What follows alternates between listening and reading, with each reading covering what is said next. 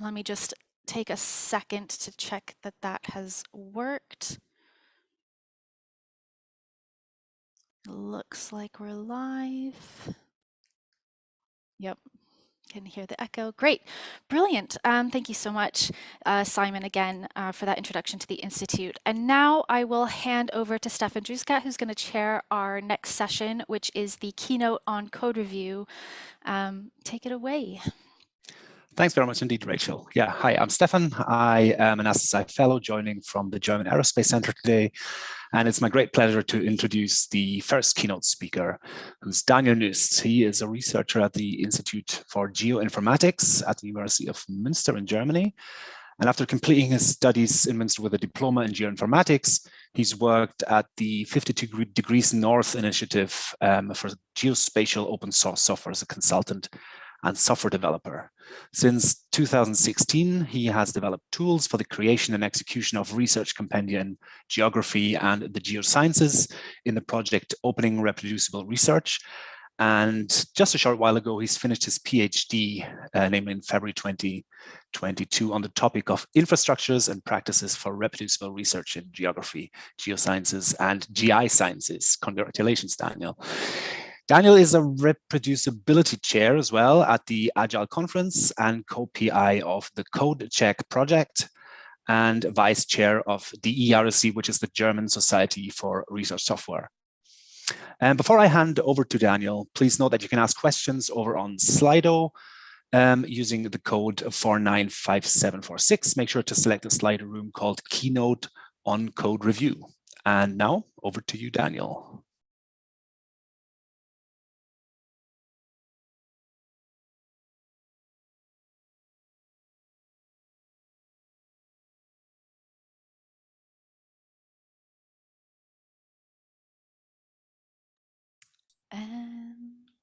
Hi, everybody. Can I get a quick thumbs up from someone that, thank you, Felicity. That was the first one I saw. I'll need a second to set up the screen share. So I hope you all see some green slides now. Yeah, thank you, Stefan, for the nice introduction.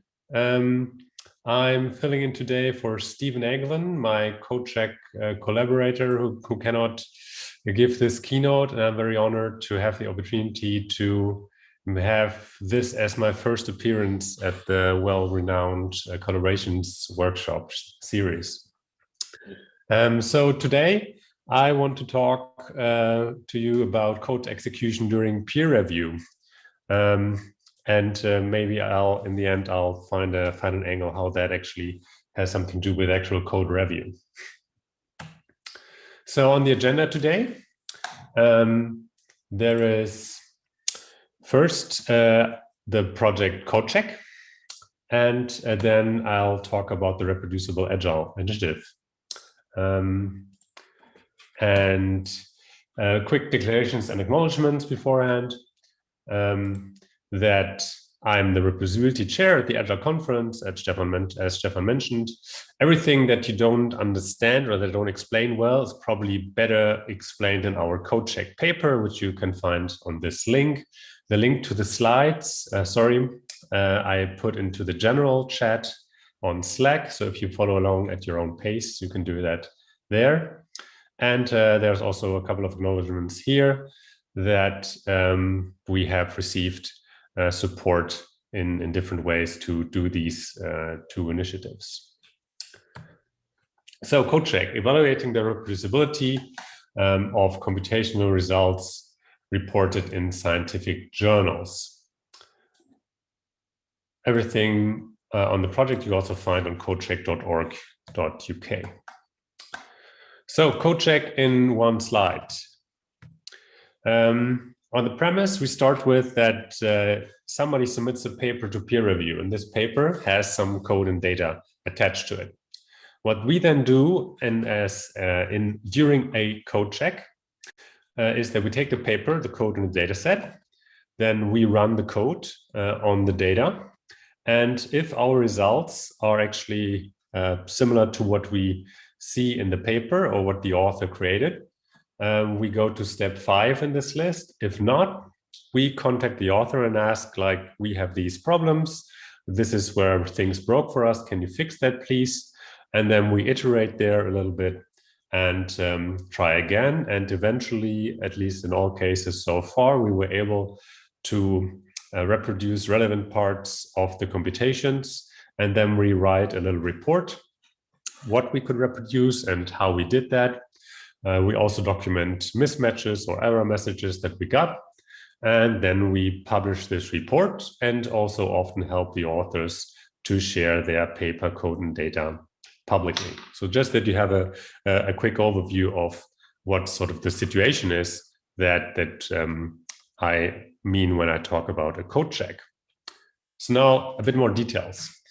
The situation and the premise, or even the issue at the moment is that in the majority of cases, researchers do not share everything that they do in their use in their day-to-day research work. They have data, they have intermediate results, they might use computational notebooks, they run different kinds of models, and they have this all in the lab or in their computer.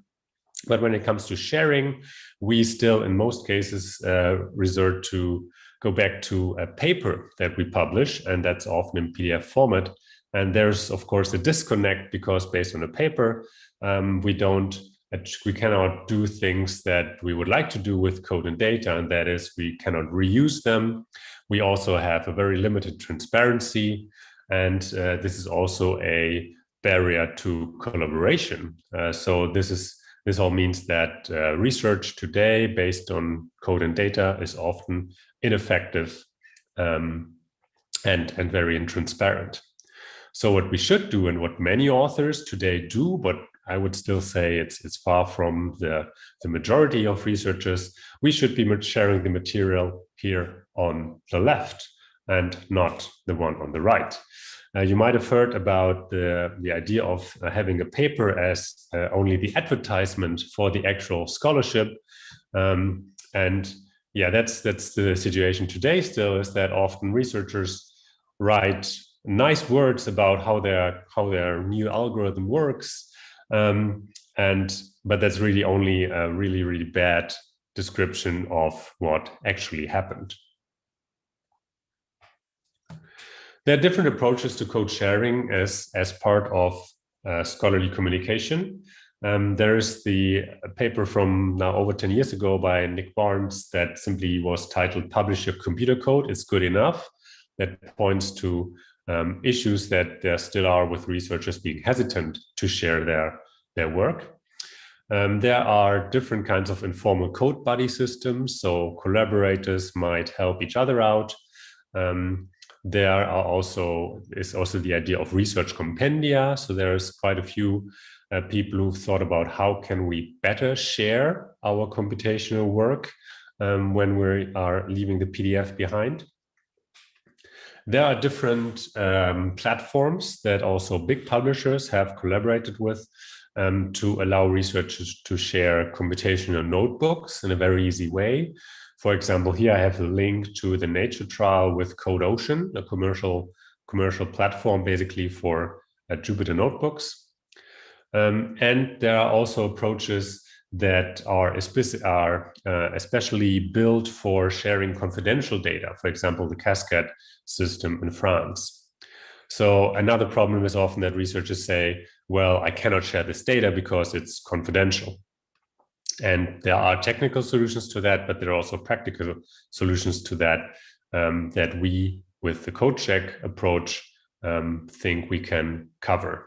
So CodeCheck is yet another attempt at, compared to these ideas, how to reintegrate the execution of code into a publication process. So a few words about our philosophy. If you think about a working computational notebook that anybody can run with a single click for a long time, we think that's a very high bar. Words like forever and everyone are pretty strong, and I think almost impossible to achieve. So we set the bar intentionally very low. We simply ask, was the code executable for one person at least once? So we are much closer to what typical peer review in academia is, and that is you publish something or you share an article, and then your peers take a look at that, and these peers say, this is good enough for me, or I have these reservations, these comments, and then you might iterate with them. But in the end, it's really a lot. You need to put a lot of trust in the reviewers that their expertise gives the actual decision. So we check that the code runs and generates the number. Even the very bare minimum is just the expected number of output files. And the content of those files must strictly not be checked.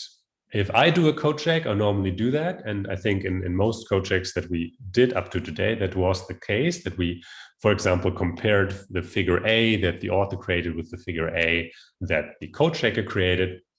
But strictly speaking, we're not even saying that. We just have a list of files that should be output of the workflow. And if those are created, we say the code ran. That's the important part here, that we are not saying that the code is correct. We don't check that. We don't also not check that it's sensible in a scientific sense. We complement the scientific peer review and are more like, if you imagine a car, we're not checking that the car has a high top speed or can drive off-road. We're just checking that there's an engine and there's 4 wheels and something that resembles a steering wheel. More details on all this, as mentioned before, in the code check paper. So this, I'm not going to go into detail here. I just want to say that we have come up with an example process, how to embed this, connect this with the scientific publishing workflow. So there's the publisher, there's an author, there's a code checker, and we think that we have come up with a good way that we can approach publishers with and say, this is what we would like to work together with you on how to integrate code checks into publications. Just one thing that I want to look at here is that for us, the deposition of the things, the digital artifacts that are created, in our case, the code check report, that this is properly deposited and citable.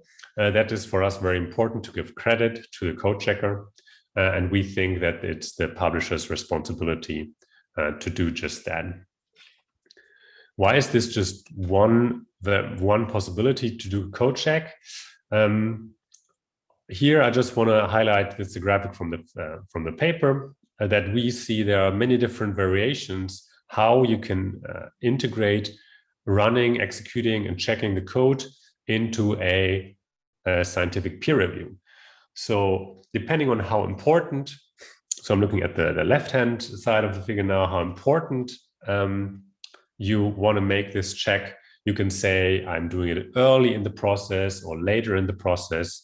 We are also happy with if a code check might be anonymous, though I think it's very hard to realize that in an anonymous way. There are many different roles who can do the code check. It could be the scientific reviewer as well. It could also be staff. And there's, depending on the importance, as I said before, when you do this code check. So you could do it early, sort of to filter out papers that are not reproducible at all, or you could do it late, sort of as an extra merit.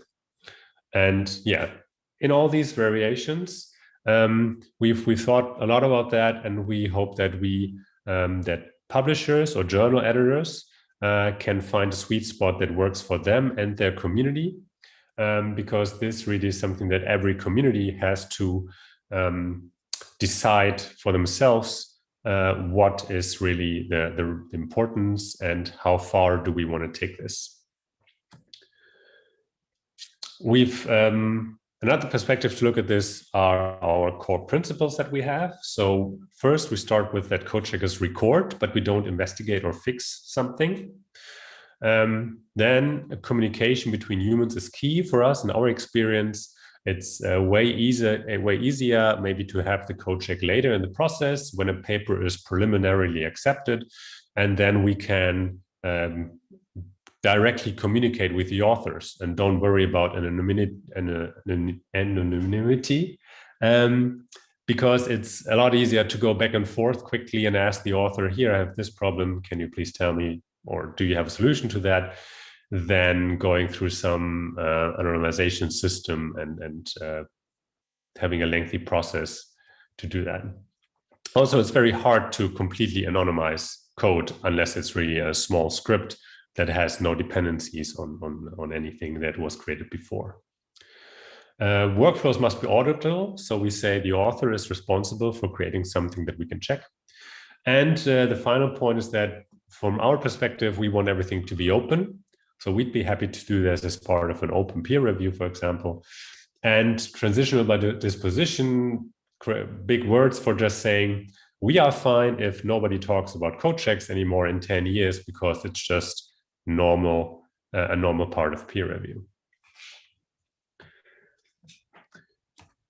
So up to today, we've created about 30 code checks. Some of them are examples where we've just created for some classical papers from neuroscience, that's Stephen Eglin's field, but also from GI science. So you see some journals that we've collaborated with, and you always find a link to the code check repository and the actual article as well. So if you're interested in how a code check output might look like, I invite you to take a look at our register. A brief view and at such a certificate that I mentioned before. So we always have on the first page, we have our logo, of course, and some bibliographic information about the article that we checked and where things are published. And then a little summary where the code checker reports what the output was. And here in this case, for example, there's one figure on the page 4 of the report, and a little bit of notes and some code notes, what the code checker had to do to create this reproduction.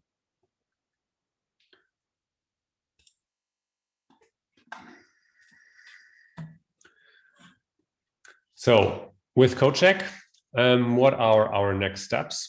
From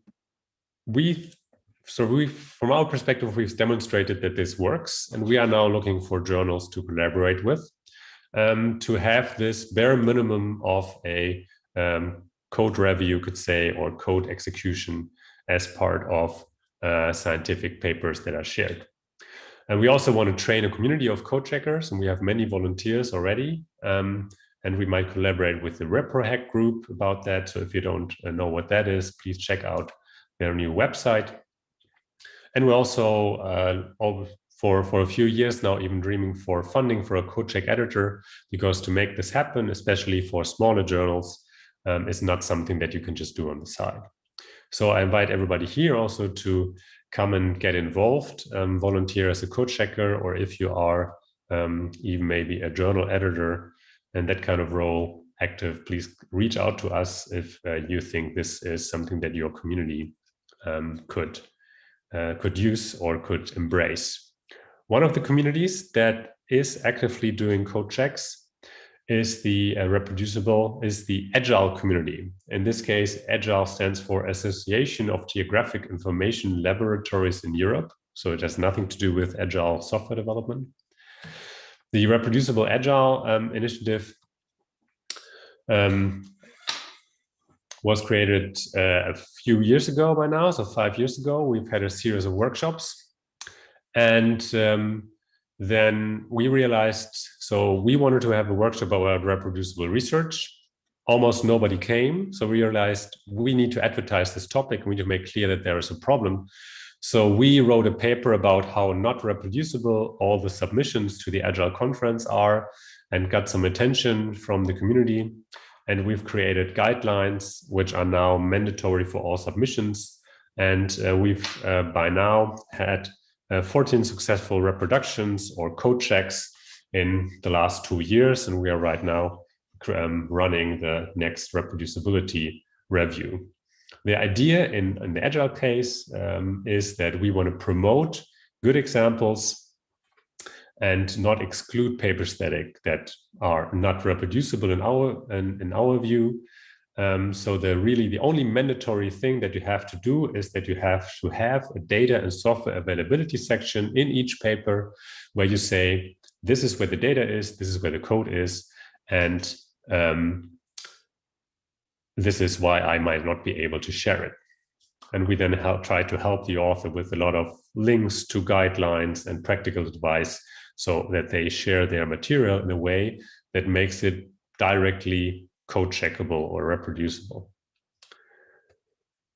So in the end, you then have, if you pass the code check, in this case, you get a little Agile reproducible badge, both on the article landing page as well as in the published PDF, and then that links to the report about the reproducibility review.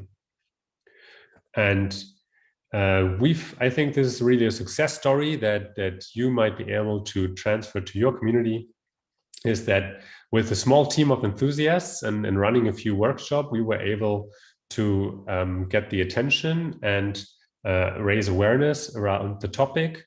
We did have to put in some work to assess the state of reproducibility, but that was really less work maybe than even expected, because when we tried to, we did an assessment without having to reproduce any papers, because none of the papers shared enough information to be actually reproduced.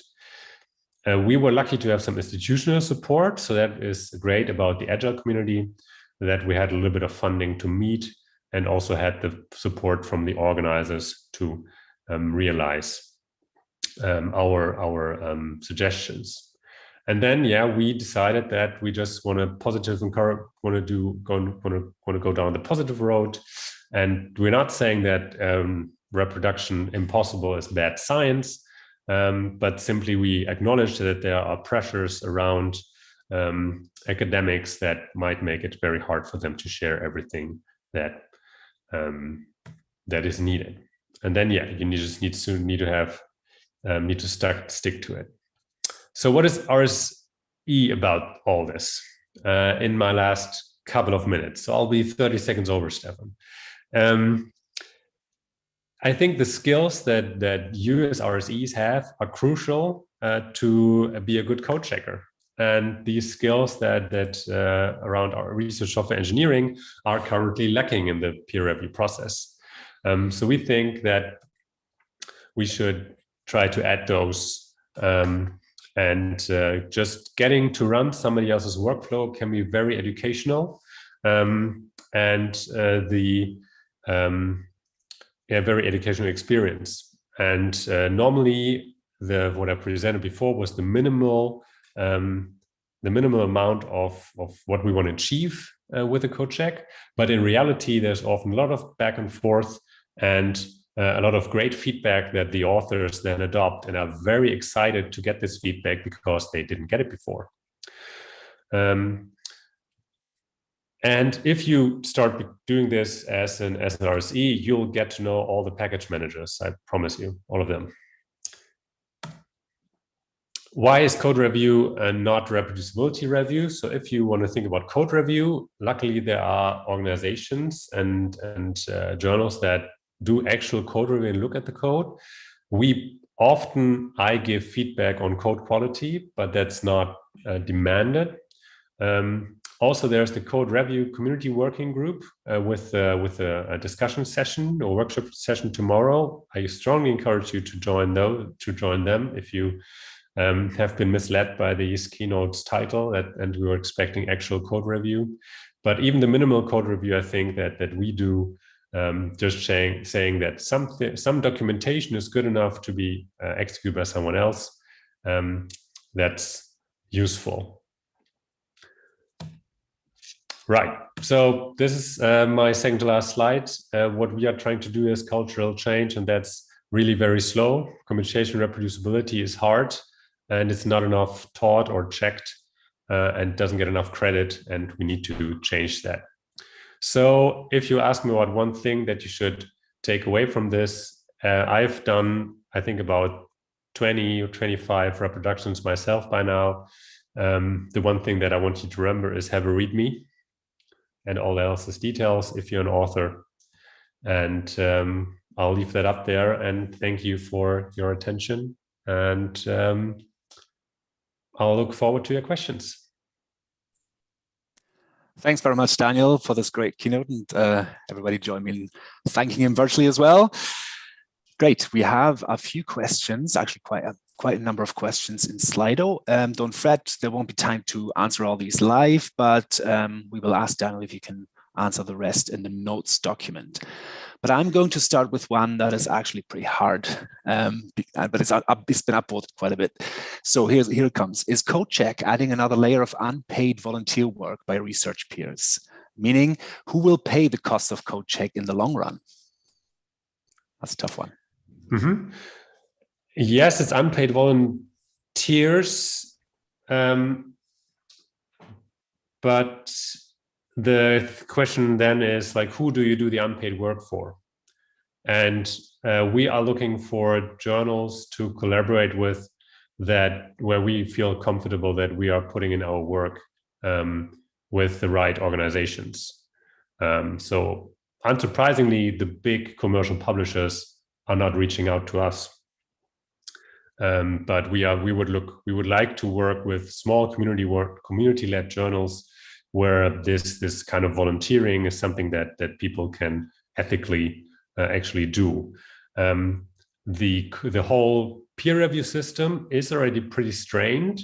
What I didn't mention before is that, and we think that having the specific role of code checker can also take a bit of pressure out, because it's a lot easier for me not to worry about the scientific content and just try to go through the instructions and try to run the code with my experiences than it is for, to find a scientific reviewer who also has experience with that specific programming language to really look into all the details.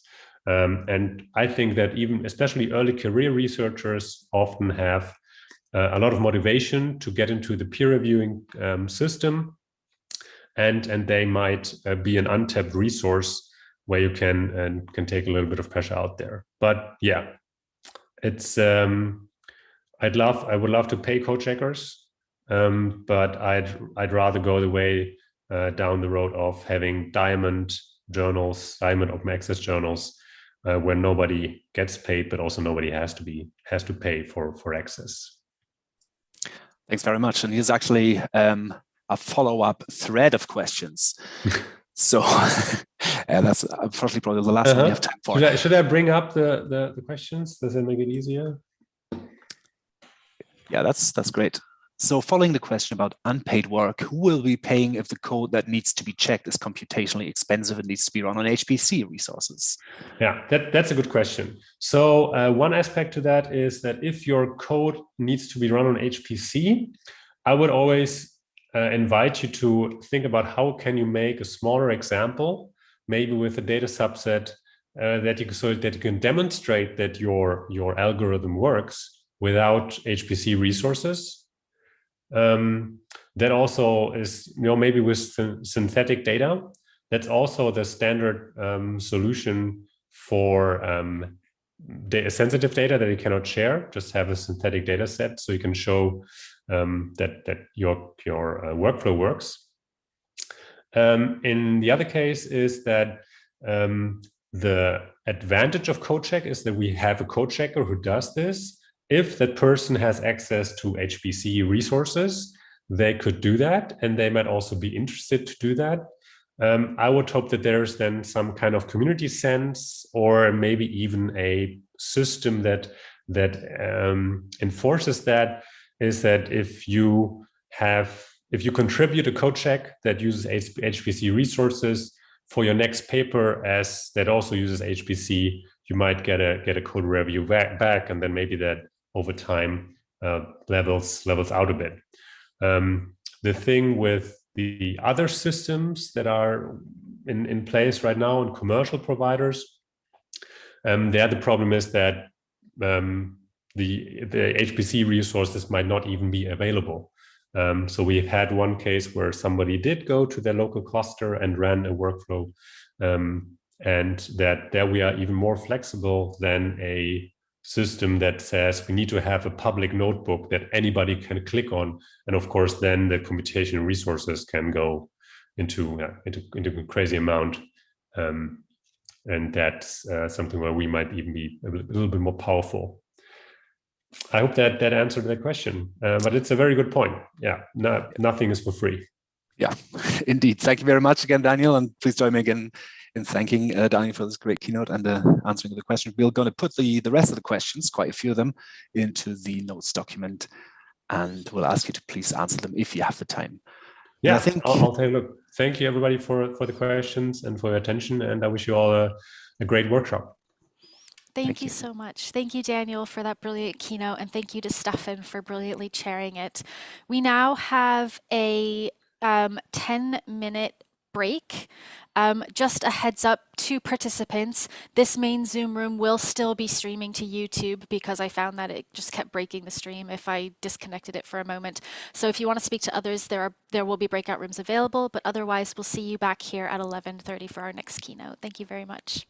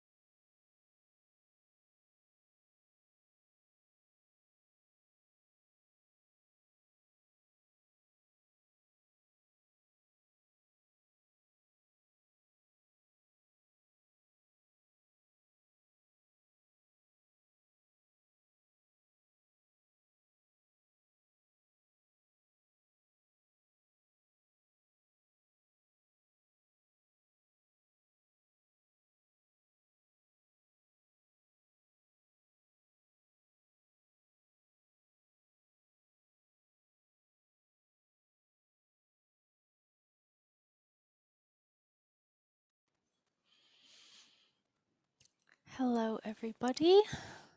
Welcome back from your break. Can I just ask if Yadira is here? Ah, brilliant. Right. As we do have quite a tight schedule today, I think we'll go ahead and get started with our next keynote.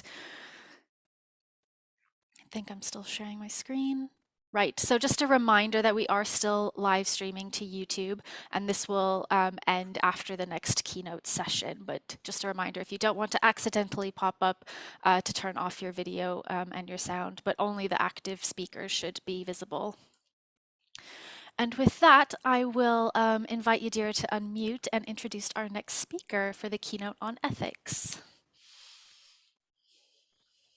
Thank you, Rachel. Hello, everyone. I'm Yadira, one of the 2021 fellows, and I'm really happy to introduce this year's ethics keynote speaker.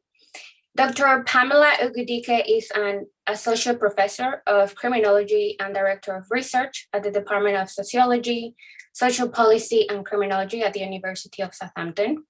She leads the department's Digital Technologies Research Cluster.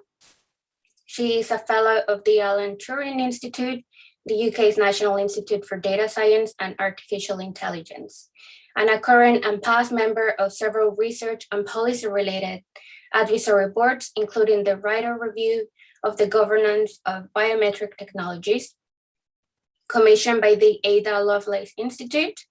She's also a co-editor-in-chief of the Criminology and Criminal Justice Journal.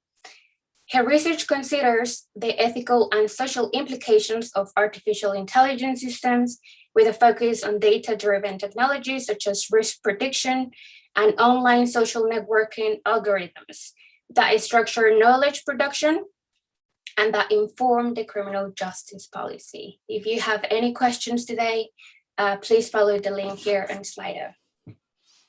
Amazing. Thank you so much, Yadira. Just everybody give me one moment while I now share my screen again. Pamela was unable to be with us in person today, but she very, very kindly pre-recorded her talk for us. So let me just get that playing.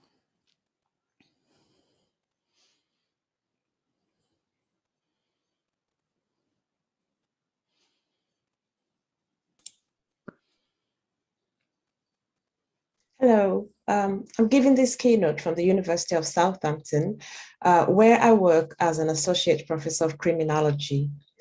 I want to start by thanking Rachel Ainsworth and all the organizers of the Software Sustainability Institute's Collaborations Workshop for inviting me to give this presentation. I wish I could be there to give the talk in person and participate in what I am sure will be very insightful and informative discussions about key dimensions of research software development, including the topical issue of ethics. Before I start, I'd like to say a little bit about my professional background. I initially trained as a lawyer, and then I went on to undertake postgraduate studies in criminology and criminal justice. So I would describe myself as a criminologist with an interest in applied criminal justice. So as a criminal justice scholar, my current research focuses on how a variety of software are used by justice systems to respond to crime. And my recent research projects have considered the ethical implications of such software. So in this presentation, I will discuss the importance of ethics when building and deploying software, and I'll also talk about core ethical challenges. I'll start off by considering how best to conceptualize what we mean by ethics and why it is important to consider ethical implications when building software and datasets. Now, my background is in criminology and criminal justice, as I said. So in my talk, I will focus on the software that are deployed by justice systems around the world, and I'll use them as examples to demonstrate why ethics should be at the forefront of software design and deployment, even when software are designed for research purposes. I'll also draw on the example of criminal justice software to describe key ethical challenges and demonstrate how unethical practices can introduce bias and other harmful outcomes that can undermine criminal justice principles, such as respect for human rights and the right to a fair hearing. In my conclusion, I'll consider what can be done to get to the point where we can envision a digitized world where ethical principles and mechanisms are properly embedded in software design and application. So as I said, this presentation focuses on the importance of ethics when building and using software. But what does ethics mean? Whose ethics should prevail? And which code of ethics should guide software design? I do acknowledge that it is difficult to determine whose and which ethical principles should prevail in a world that is increasingly characterized by a plurality of norms, values, and perspectives. I feel that what this calls for is a situated or a context-specific understanding of ethics that is attuned or responsive to the social, cultural, political, and economic realities of the different societies where software systems are built and deployed. So I'm aware that there are likely to be several established codes of ethics and standards for those involved in software design. And while I was doing the research for this keynote, I came across a set of 8 principles published by the Association of Computer Machinery, the ACM, and the Institute of Electrical and Electronics Engineers, the IEEE. So the principles set out the professional and moral commitments of software engineers. I also came across the IEEE Global Initiatives mission, which is to ensure that every stakeholder involved in the design and development of autonomous and intelligent systems is educated, trained, and empowered to prioritize ethical considerations so that these technologies are advanced for the benefit of humanity. So what this definition implies to me as a social scientist who studies the normative dimensions of software ethics is that software designers, regardless of context, whether it is in the context of research software design or criminal justice software development, should demonstrate very high levels of professional and personal integrity. And the overarching principles and values that should guide ethical software design should all coalesce around the commitment to ensure that new and emerging software do no harm, irrespective of where and why they are built or who builds them. So software engineers, including researchers and others involved in the technical aspects of designing software, must not build products that can be harmful to individuals and wider society. There should be a commitment to building fair, unbiased, and transparent systems. But here again, we encounter another problem. How do we define harm, or how do we determine what is harmful or what can be considered fair software in any given context or any given society? And how do we build harm avoidance principles and strategies into software to improve their ethical quality?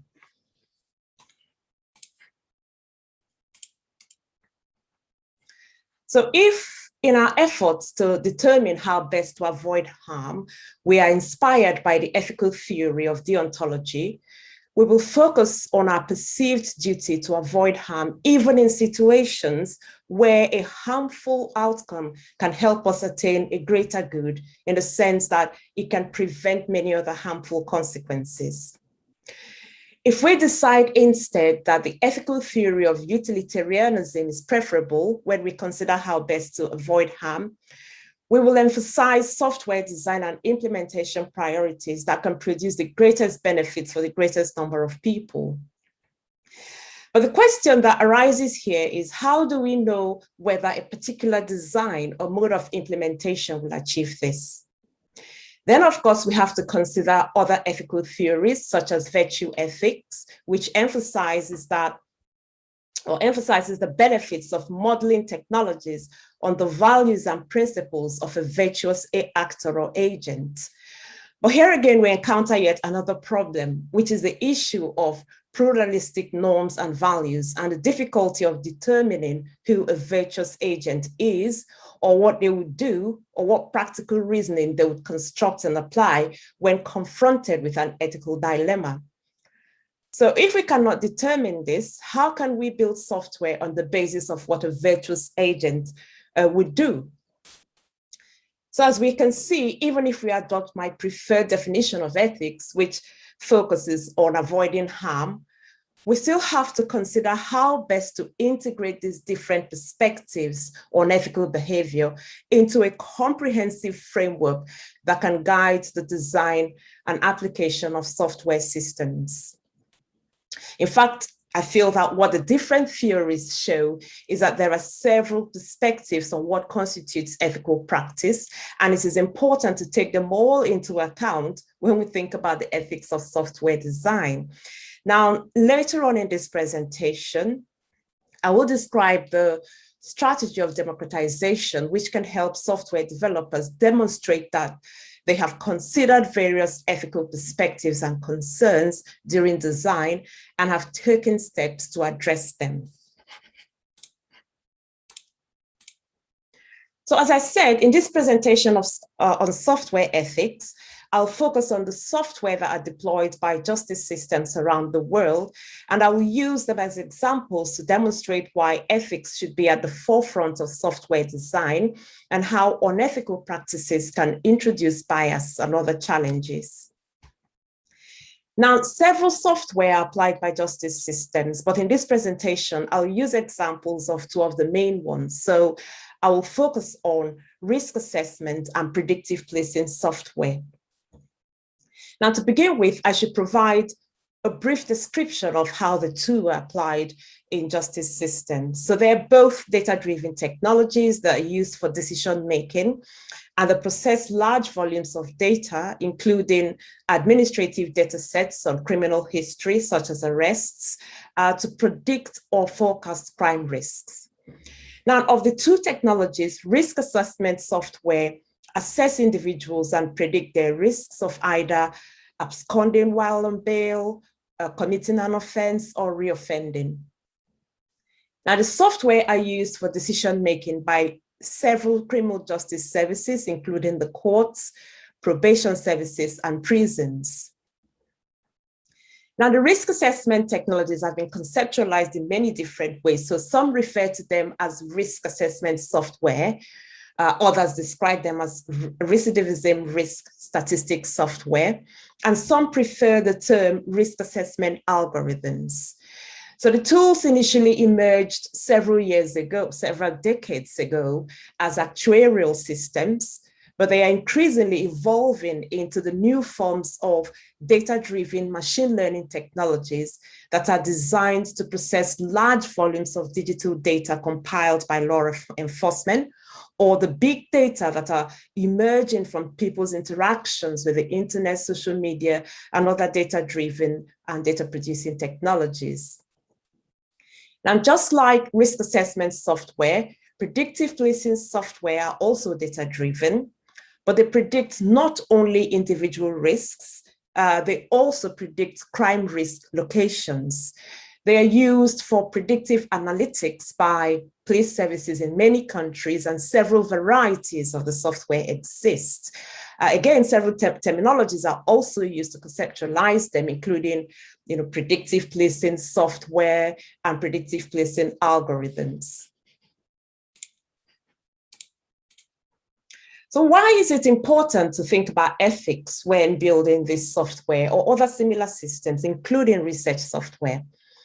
I think these headlines that you can see on this slide can help us answer the question of why ethical considerations are important. So, what do these headlines share in common? Well, I feel that they highlight the problem of bias, which is one of the ethical issues that should be considered during software design. And I also feel that an implication of such negative headlines is that they can undermine public trust, but they also compel us to think about ethical challenges and implications and the importance of considering them during software design. So the headlines also alert us to the possibility that although new and emerging technologies, such as the data-driven software that are used by justice systems to predict risks, may in theory have very many positive prospects, they also pose a number of ethical challenges that should be considered during design and deployment. So, what are some of the key ethical challenges to bear in mind? Bias is a commonly cited ethical problem, and here I'll provide one example of how bias can arise from software design. And this relates to the selection of data, which is a key factor that can introduce bias. So, going back to my example of the software that are deployed by justice systems, bias is an ethical challenge that stems partly from the data on which the software relies to label people and locations as risky and deserving of criminal justice intervention and surveillance. So the software processes large volumes of input data, and their results or outputs are usually probabilistic distributions, which are then used to predict risks, such as the risks of absconding while on bail or risk of engaging in future criminal activity. Now, the input data on which the technologies rely are selected by the developers, and key examples are, data on arrests, data on criminal convictions, or data on other criminal justice outcomes. So using such data can pose ethical implications. So arrest data, for example, can in some cases represent records of biased policing rather than actual criminality. But if predictive software are designed to interpret arrests as objective risk indicators or risk predictors, then individuals and communities that are vulnerable to biased arrests will also become vulnerable to higher risk scores. And in this way, the software can reproduce, amplify, and entrench historical forms of bias. So, what this suggests is that in justice systems, and even in the context of research software design, it is important to recognize that the way different groups and communities are represented or made visible in data can influence the way they are treated. If certain communities are more vulnerable to historical biases and discrimination, and care is not taken to take this into account during data selection and software design, the biases and discrimination can become amplified and entrenched. So it's necessary to consider these issues very carefully, particularly when designing software that will inform decision-making in high-stakes domains such as justice systems, where biased outputs can expose affected groups to harms such as unwarranted punitive intervention. So apart from bias, there are several other ethical challenges that those who design software should consider. An example is the capacity of their products to undermine respect for human autonomy. And this problem can arise in situations where software applications leave little room for human oversight and decision-making, or in circumstances where such applications expose people to unwarranted surveillance, which denies them the opportunity to live their lives without the intrusion of external parties. So in justice system, this problem can arise in situations where biased risk predictions, for example, result in enhanced surveillance or even imprisonment. Such outcomes can deprive those who are affected of the opportunity to continue leading a law-abiding lifestyle or to live their lives without the intrusion of law enforcement and other authorities. Another commonly cited ethical issue is the violation of privacy and other rights. Now, this challenge can arise in several contexts of software design, including research software development. So in terms of privacy rights, ethical problems arise when design processes violate data protection requirements, which deal with issues such as the protection of personal data, the ownership of data, and maintaining the right to privacy. Now, in some justice systems, law enforcement authorities, such as the police, are exempt from several data protection regulations, but the failure to comply with even basic data protection requirements can expose affected individuals and communities to unnecessary and intrusive surveillance. Now, lack of transparency and accountability are additional ethical challenges, and they're both reinforced by factors such as, the lack of a comprehensive legal framework, and also the trade secret laws and regulations that protect software developers from, revealing the contents of their code. In justice systems, such lack of transparency can deprive risk subjects of the right to rebut the evidence laid out against them in courts, and could undermine several rights, including the right to a fair hearing.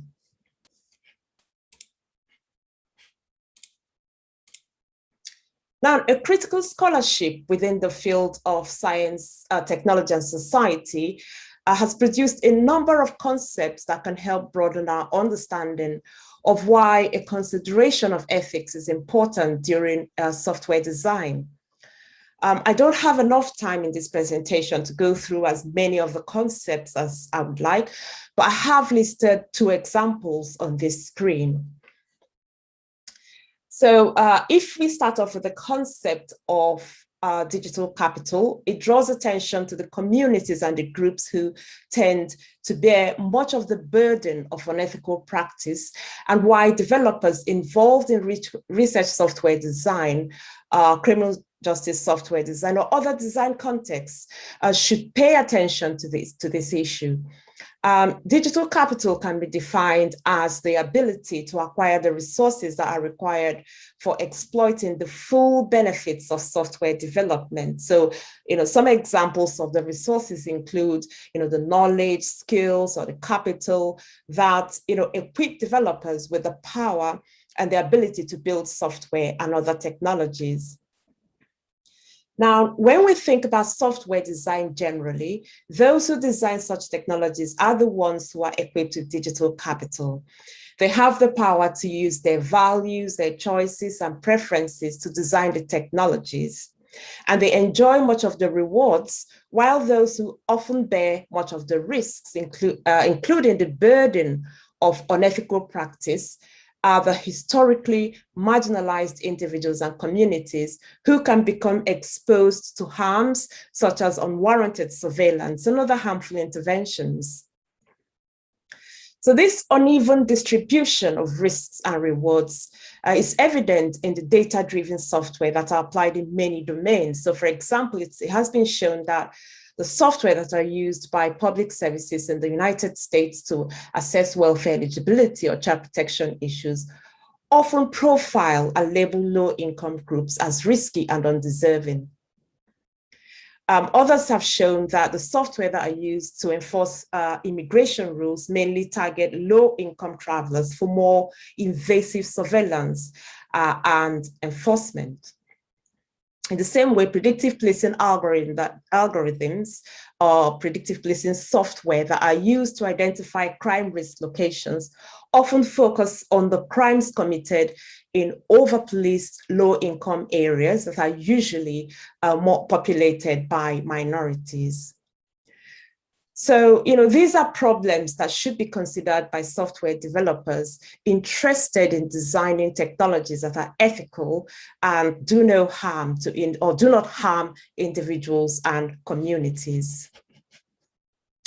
So another concept I want to highlight here is data justice.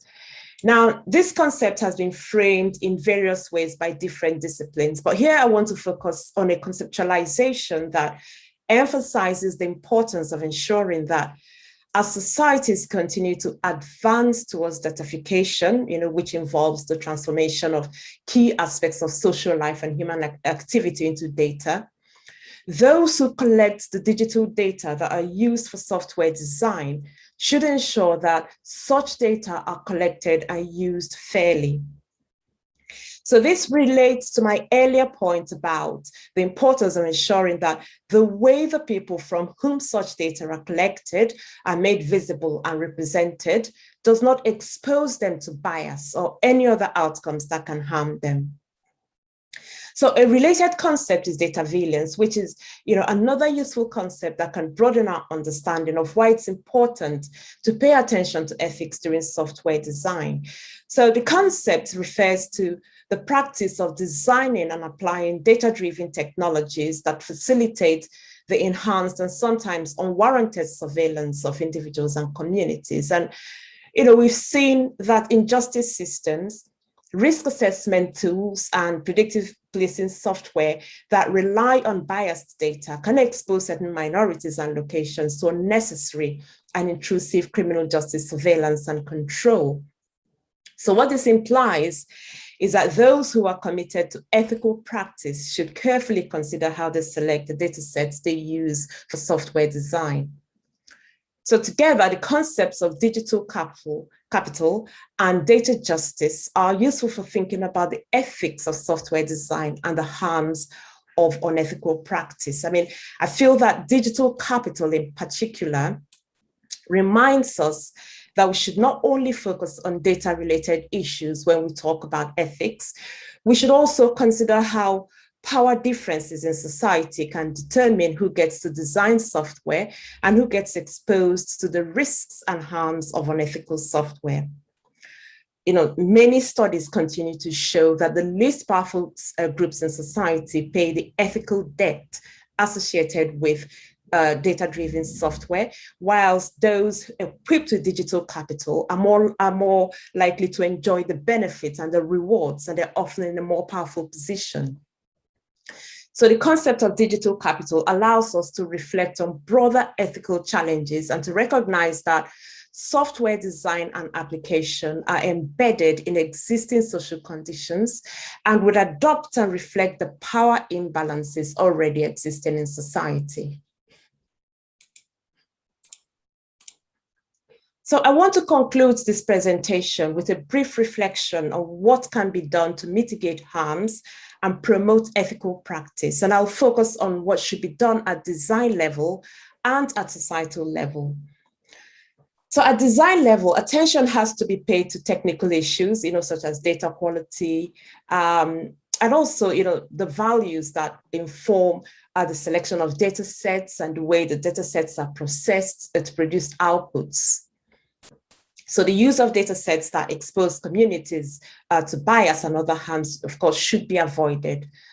Technical fixes, such as trying to debias the data, have been developed, and there have, for example, been several attempts to debias the data on which the risk assessment software applied in justice systems rely for prediction. So debiasing mainly involves the effort to either remove protected or sensitive features such as race from the data, or taking steps to reduce their influence on risk predictions. Now, debiasing data could also involve managing the impact of such characteristics on the data instead of removing them. But a limitation of this approach is that it aims to attain data neutrality, and it's therefore based on the utopic assumption that data can be neutral and unaffected by the influence of those who collect and use them. But apart from debiasing data sets, additional technical approaches have been introduced to address other ethical challenges, such as poor transparency and accountability. So while these technical approaches at least show that efforts are being made to mitigate the harms of software design and application, I feel that societal level approaches also have to be considered to get us to the point where we can envision a digitized world where ethical principles and mechanisms are properly embedded in technology design and application. So, for example, there should be efforts to reverse the uneven distribution of risks of unethical software design. So the introduction of comprehensive legal frameworks that can encourage, greater accountability can help achieve this, although it appears that there is some resistance to this on the basis that, inflexible regulation may undermine technological innovation. Another remedial strategy that can help reverse the uneven distribution of risks that are currently associated with unethical software design is the democratization of design processes, which I mentioned earlier on in this presentation. Now, this strategy is being piloted by some criminal justice services in some parts of the United States with a degree of success. It involves allowing the communities and other stakeholders whose lives are often negatively affected by unethical software to have a say in some of the choices and decisions that influence the creation of technologies.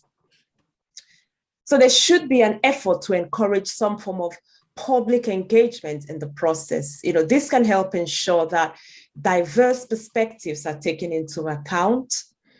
It's also a useful way of anticipating diverse ethical challenges and how to mitigate or address them. And it is an approach that can involve what is known as co-design, which has been proposed in several high-stakes domains, including healthcare contexts.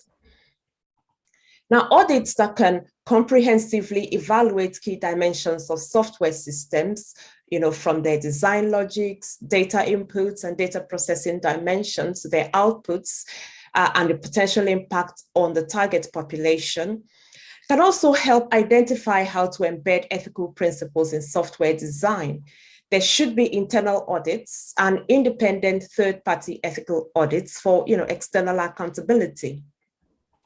So to conclude, from what we have seen, it is important to consider ethical implications during software design, particularly in high-stakes domains such as justice systems, where software applications can influence decisions about people's access to justice and to their civil rights and freedoms.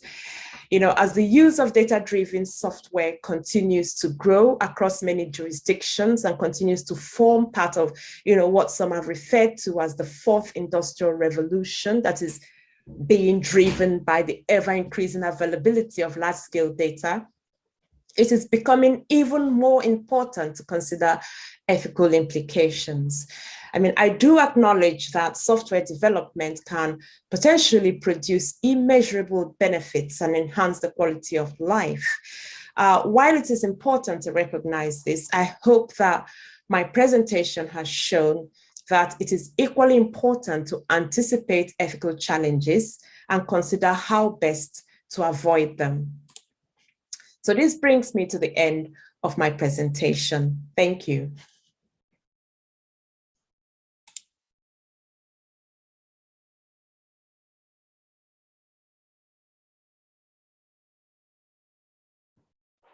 Right. Can we just get a huge virtual round of applause for our keynote on ethics? Thank you so much, Pamela, and thank you so much to Yadira for introducing our speaker.